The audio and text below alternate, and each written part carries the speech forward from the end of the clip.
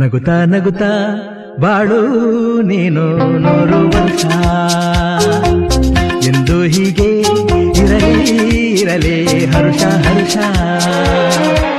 ಬಾಳಿನ ದೀಪ ನಿನ್ನ ನಗು ದೇವರ ರೂಪ ನೀನೆ ಮಗು ನಗುತ್ತಾ ನಗುತ್ತಾ ಬಾಳು ನೀನು 100 ವರ್ಷ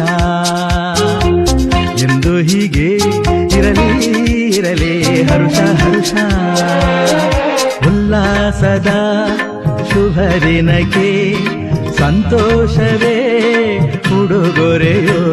ಭಾರತೀಯ ಜನತಾ ಪಕ್ಷದ ನಮ್ಮ ಮುಖಂಡರು ಮತ್ತು ಬೆಂಗಳೂರು ಉತ್ತರ ಜಿಲ್ಲೆಯ ಉಪಾಧ್ಯಕ್ಷರಾದ ರಾಘವೇಂದ್ರ ಶೆಟ್ಟರ್ ಹುಟ್ಟುಹಬ್ಬ. ಹಲವಾರು ವರ್ಷಗಳಿಂದ ಭಾರತೀಯ ಜನತಾ ಪಕ್ಷದಲ್ಲಿ ತೊಡಗಿಸಿಕೊಂಡು ಸಂಘಟನೆಯಲ್ಲಿ ಕೆಲಸ ಮಾಡ್ತಾ ಇರ್ತಕ್ಕಂಥವ್ರು. ಅವರ ಹುಟ್ಟುಹಬ್ಬದ ಶುಭಾಶಯನ ಕೋರಿ ಇವತ್ತು ಬಡ ಮಕ್ಕಳಿಗೆ ಪುಸ್ತಕ, ಬ್ಯಾಗು, ಪೆನ್ಸಿಲ್ಲು, ಜಾಮಿಟ್ರಿ ಕೊಡ್ತಕ್ಕಂಥ ನೂರಾರು ಮಕ್ಕಳಿಗೆ ಕೊಡ್ತಕ್ಕಂಥ ಒಂದು ಕೆಲಸವನ್ನು ಮಾಡಿದ್ದಾರೆ. ಅವ್ರಿಗೆ ಒಳ್ಳೇದಾಗಲಿ ಅಂತ ಅಂದ್ಬಿಟ್ಟು ಭಗವಂತನಲ್ಲಿ ಪ್ರಾರ್ಥನೆ. ಇವತ್ತು ರಾಘವೇಂದ್ರ ಶೆಟ್ಟರ್ ಅವರ ಹುಟ್ಟುಹಬ್ಬ.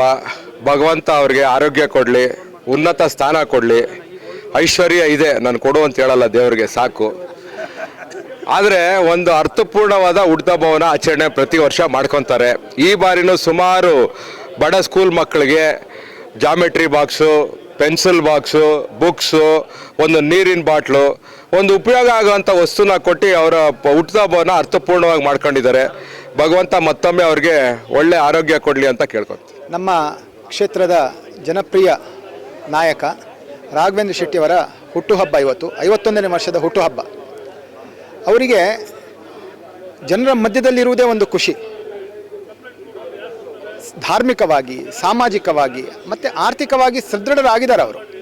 ಆದರೆ ಜನಸಾಮಾನ್ಯರ ಮಧ್ಯೆ ಅವರ ಕುಂದುಕೊರತೆಗಳನ್ನು ಅರಿತು ಅವರಿಗೆ ಸಹಾಯ ಮಾಡುವ ಒಂದು ಮನೋಸ್ಥಿತಿ ಬಹಳ ಅಪರೂಪದ ಒಂದು ಅವರ ವ್ಯಕ್ತಿತ್ವ ಅಂತೇಳಿ ನಾನು ಹೇಳಬಯಸ್ತೇನೆ.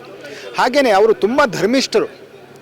ಒಳ್ಳೆಯ ದೇವರು ಅಂದರೆ ತುಂಬ ಒಳ್ಳೆಯ ಒಂದು ಭಕ್ತಿಯನ್ನು ಇಟ್ಕೊಂಡು ಸಮಾಜದಲ್ಲಿ ಒಳ್ಳೆಯ ಕೆಲಸ ಮಾಡ್ತಾ ಇದ್ದಾರೆ. ಅವರ ಹುಟ್ಟುಹಬ್ಬಕ್ಕೆ ನಾನು ಅವರಿಗೆ ಮತ್ತೊಮ್ಮೆ ಶ್ರೀ ದೇವರಲ್ಲಿ ಪ್ರಾರ್ಥಿಸಿ ಅವರಿಗೆ ಆಯುರಾರೋಗ್ಯ ಆಯುಷ್ ಸಿಗಲಿ ಅಂತ. ಬೆಂಗಳೂರು ಮಹಾಲಕ್ಷ್ಮಿ ಲೇಔಟ್ನಲ್ಲಿ ಹಿಂದೆ BJPಯ ಮಂಡಲ ಅಧ್ಯಕ್ಷರಾಗಿ ಕೆಲಸ ಮಾಡಿ ಇವಾಗ ಉತ್ತರ ಜಿಲ್ಲೆಯ ಜಿಲ್ಲಾ ಉಪಾಧ್ಯಕ್ಷರಾಗಿ ಕೆಲಸ ಮಾಡ್ತಾ ಇರ್ತಕ್ಕಂಥ ಸನ್ಮಾನ್ಯ ಶ್ರೀ ಆತ್ಮೀಯ ಸ್ನೇಹಿತರಾದಂಥ ರಾಘವೇಂದ್ರ ಶೆಟ್ಟರ್ ಅವರ 51ನೇ ಹುಟ್ಟುಹಬ್ಬವನ್ನು ಆಚರಣೆ ಮಾಡ್ತಾ ಇರ್ತಕ್ಕಂಥದ್ದು.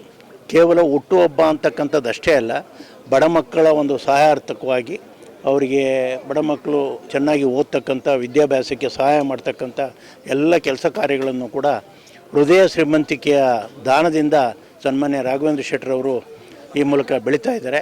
ಮುಂದಿನ ದಿನಮಾನಗಳಲ್ಲಿ ಇನ್ನೂ ಕೂಡ ಅವರಿಗೆ ಆರೋಗ್ಯ ಐಶ್ವರ್ಯ ಆದಿಯಾಗಿ ಇನ್ನೂ ಉತ್ತಮ ಅಧಿಕಾರ ಸಿಗಲಿ ಅಂತೇಳಿ ಅಂತ ನಾನು ಹಾರೈಸ್ತೇನೆ. ನಮ್ಮ ಬೆಂಗಳೂರು ಉತ್ತರ ಜಿಲ್ಲೆಯ ಕಾರ್ಯದರ್ಶಿಗಳು, ನಮ್ಮ ಕ್ಷೇತ್ರದ ಮಾಜಿ ಅಧ್ಯಕ್ಷರಾದಂಥ ರಾಘವೇಂದ್ರ ಶೆಟ್ಟರ ಹುಟ್ಟುಹಬ್ಬ ಅದ್ದೂರಿಯಾಗಿ ಆಚರಣೆ ಮಾಡ್ಕೊತಾ ಇದ್ದಾರೆ.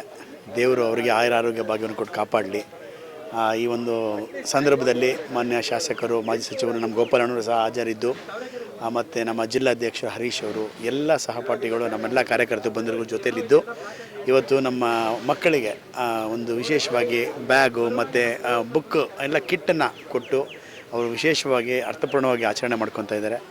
ದೇವರು ಅವರಿಗೆ ಆರೋಗ್ಯ ಭಾಗ್ಯ ಕೊಟ್ಟು ಕಾಪಾಡಲಿ ಮತ್ತು ಇನ್ನೂ ಉನ್ನತ ರೀತಿಯ ಅಧಿಕಾರ ಸಿಗುವಂಥ ಭಾಗ್ಯ ಸಿಗಲಿ ಅಂತ ಕೇಳ್ಕೊಂತೀವಿ ಸರ್. Thank you. ಇವತ್ತು ನಮ್ಮ ಬೆಂಗಳೂರು ಉತ್ತರ ಜಿಲ್ಲೆಯ ಉಪಾಧ್ಯಕ್ಷರು ಹಾಗೂ ಮಹಾಲಕ್ಷ್ಮಿ ವಿಧಾನಸಭಾ ಕ್ಷೇತ್ರದ ಅಧ್ಯಕ್ಷರಾಗಿ ಸೇವೆ ಸಲ್ಲಿಸಿದಂಥ ನಮ್ಮ ಹಿರಿಯರಾದ ರಾಘವೇಂದ್ರ ಶೆಟ್ಟಿ ಅಣ್ಣನವರ ಹುಟ್ಟುಹಬ್ಬವನ್ನು ಇದೀಗ ತಾನೇ ನಮ್ಮ ನೆಚ್ಚಿನ ಶಾಸಕರಾದ ಗೋಪಾಲಣ್ಣನವರು ಬಂದು ಶುಭ ಕೋರಿದ್ರು. ಹರೀಶ್ ಅಣ್ಣವರು ಬಂದು ಈ ಸಂದರ್ಭದಲ್ಲಿ ಶುಭ ಕೋರಿದ್ದಾರೆ.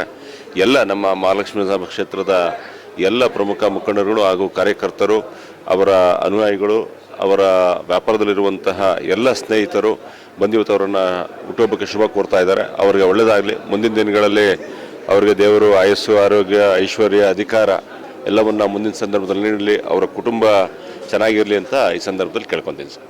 ಬೆಂಗಳೂರು ಜಿಲ್ಲಾ ಕಾರ್ಯದರ್ಶಿಯಾದಂಥ ರಾಘವೇಂದ್ರ ಶೆಟ್ಟಿ ಅವರಿಗೆ 51ನೇ ವರ್ಷದ ಹುಟ್ಟುಹಬ್ಬದ ಶುಭಾಶಯಗಳು.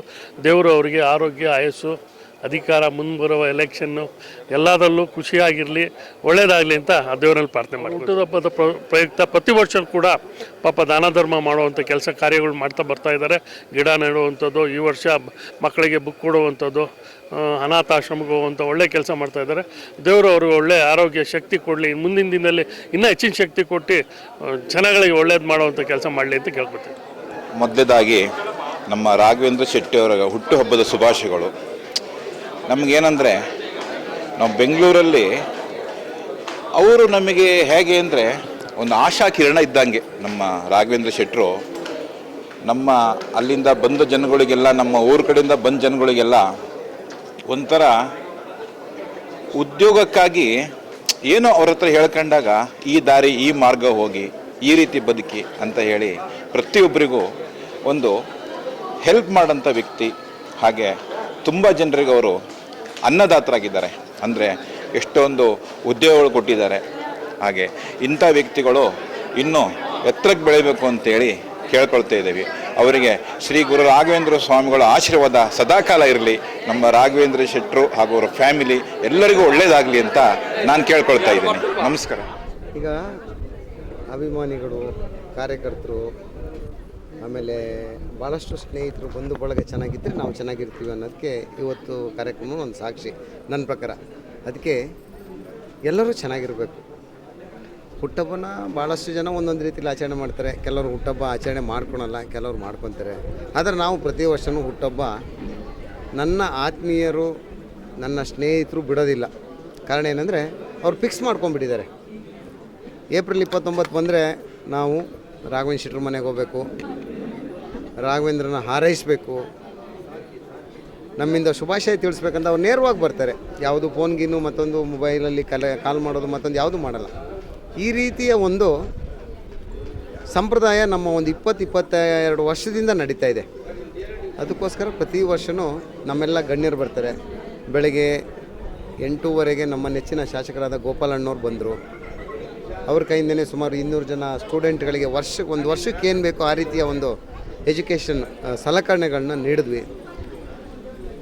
ನಾವು ದುಡಿತೀವಿ, ಬದುಕ್ತೀವಿ, ಬಾಳ್ತೀವಿ, ಎಲ್ಲ ಕರೆಕ್ಟು. ಒಂದಿನ ಇರಲ್ಲ ಈ ಪ್ರಪಂಚದಲ್ಲಿ.